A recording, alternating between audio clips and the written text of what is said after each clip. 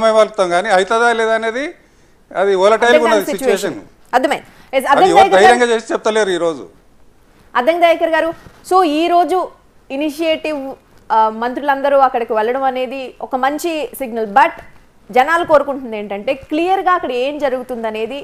రాజకీయాలు జరుగుతూనే ఉంటాయి, బట్ స్టిల్ క్లియర్గా ప్రజలకు ఏం జరుగుతుంది అనేది దీన్ని కేవలం జ్యుడిషియల్ ఎంక్వైరీ చేసినా, నిపుణుల కమిటీల ఎంక్వైరీ చేసినా కూడా కొంత సులభతర లాంగ్వేజ్లో ప్రజలందరికీ అక్కడ నిజంగా ఏం జరుగుతుంది. ఎందుకంటే గత 10 ఏళ్ళుగా కాళేశ్వరం ఏంటి అనేది కొన్ని వందల చర్చలు జరిగినాయి, కానీ ఎవరికి కంక్లూజన్కి వచ్చే సిచ్యువేషన్ కనిపించలేదు. చాలామంది మేధావులు వాదిస్తున్నా కూడా ఒప్పుకునే సిచ్యువేషన్ లేదు. ఇప్పుడు అక్కడ క్లియర్గా రియల్ సిచ్యువేషన్ ఉంది కాబట్టి ప్రజలకి అర్థమయ్యే భాషలో అక్కడ ఏం జరుగుతుందో ఎవ్రీ డే ప్రజలకు చెప్పాల్సిన బాధ్యత ఇప్పుడు ప్రభుత్వంపై ఉందండి. కాళేశ్వరుడు గమనిస్తూనే ఉన్నాడు, కాలం గమనిస్తూనే ఉన్నది. కాళేశ్వరుణ్ణి శనేశ్వరునిగా మార్చాం.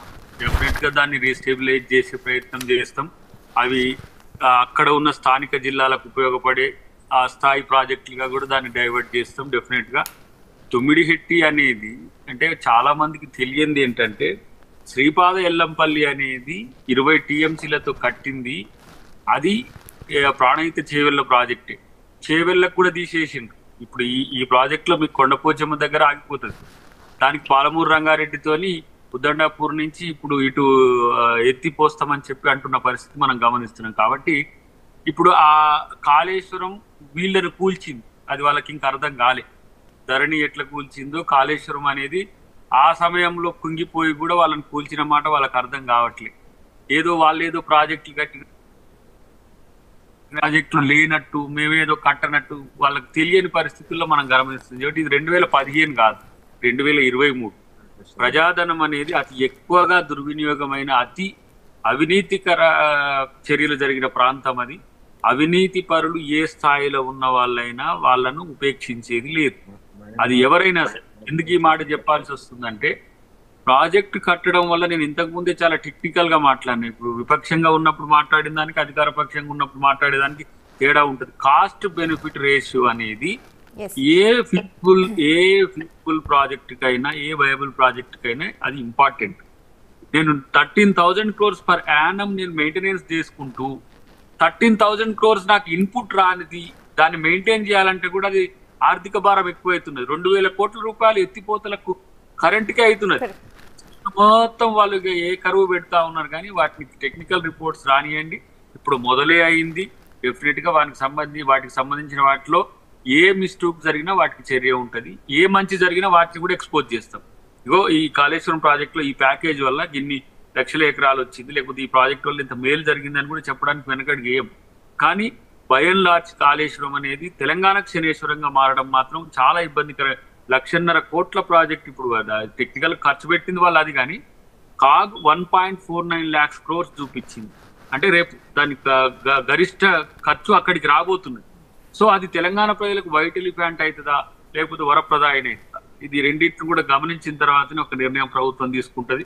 కక్ష సాధింపు చర్యలో ఉద్దేశపూర్వకంగా గత ప్రభుత్వం మీద నింద వేస్తూ వేయదు. ఇప్పుడు ఇంతకు ముందు కాక మన మిత్రుడు చెప్పినట్టు గత ప్రభుత్వాలు చేసిన పాపాలు కోపాలు కాదు. ఆ పాపాలు మీకు మంచి చేసి ఉంటే ఆ పాపం మీకు తలగకుండా అధికారం కోల్పోకపోతుండే.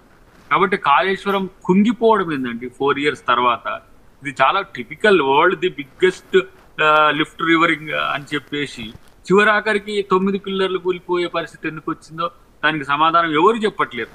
అసలు ఒక క్లియర్ కట్ రిపోర్ట్ ఎక్స్పెక్ట్ చేయొచ్చు గవర్నమెంట్ తరఫు నుంచి దయాకర్ గారు? మాక్సిమం నేను అనుకుంటున్నా ఒక 15 days to 1 month లోపు రిపోర్ట్ రావచ్చు. దానికి సంబంధించిన అన్ని అంశాల్లో ఒక నిర్ణయం తీసుకోవడానికి సమయం పట్టొచ్చు. కానీ ఇమ్మీడియట్ గా మేము వెంటనే వాళ్ళ మీద ఏదో ఇదని అదని కాదు, కానీ అది చాలా భారమైన ప్రాజెక్ట్ గా మారిపోయింది. దాన్ని గతం నుంచి కూడా మేము ప్రభుత్వంలో లేనప్పటి నుంచి కూడా దాని మీద సమస్యను చెప్తున్నాం. ఎందుకంటే మాకు తుంగతుర్తికి కాళేశ్వరం నీళ్ళే, హుజూర్ నగర్ కు కాళేశ్వరం నీళ్ళే, ఏది కోదాడకు కాళేశ్వరం నీళ్ళే, చివరాఖరికి తెలంగాణ మొత్తానికి కాళేశ్వరం నీళ్ళే ఇచ్చిండ్రు వాళ్ళు. కాళేశ్వరం 1,00,000 ఎకరాలకు అదే ఆయకట్టుకు రాలే. మరి నాగార్జున సాగర్ ఎటు పోయిందో, శ్రీశైలం ఎటు పోయిందో, లేకపోతే శ్రీరామ్ సాగర్ ఎటు పోయిందో, SRSP 1-2 phases ఎటు పోయినాయో, మొత్తం కేసీఆర్ కట్టిన నీళ్ళే వచ్చినాయి. అదేమో 1 year నుంచి చుక్క నీళ్ళు ఎత్తిపోయాలి. ఇది చాలా విచిత్రంగా కనపడుతుంది నాకు. కాబట్టి అవన్నీ ఉత్తమ్ కుమార్ రెడ్డి గారితో తెలుసుకుందాం. డెఫినెట్ గా అదే దాని మీద దగ్గర మళ్ళీ జ్యుడిషియల్ కమిటీ వేసే ఛాన్సెస్ ఉంది అంటూ కూడా మండల్లో ముఖ్యమంత్రి రేవంత్ రెడ్డి ప్రకటించారు. దానికోసం డిస్కషన్ జరుగుతుందా? ఎవరెవరు నిపుణులతో పాటు ఎవరెవరు అందులో ఉండే అవకాశం ఉంది? ఎంత సో ఒకసారి కమిటీ వేసిన తర్వాతే నిజానిజాలు బయటకు వచ్చే ఛాన్సెస్ ఉన్నాయి. దీనిపై ఎలాంటి చర్చ జరుగుతుంది? రిటైర్డ్ జడ్జితో వేసే కమిషన్ రిపోర్ట్స్ కొంత వ్యాలిడిటీ లేదని చాలా మంది పెద్దలు అంటున్నప్పుడు హైకోర్టు సిట్టింగ్ జడ్జితో వేస్తే జ్యుడిషియరీ పవర్ కూడా ఉంటది. డెఫినెట్ గా అకౌంటబిలిటీ అనేది ఇంపార్టెంట్ కదా. అల్టిమేట్ గా కమిషన్ వేసి రిపోర్ట్స్ వచ్చి చర్యలు లేకుంటే కూడా ఇబ్బందులు అవుతాయి. కానీ ఇంత పెద్ద ఎత్తున ప్రజాధనం దుర్వినియోగం చేసే హక్కు ఎవరికి లేదు, మాకు లేదు, మీకు. చాలా సీరియస్ గా ఈ విషయంలో ఉన్నాం.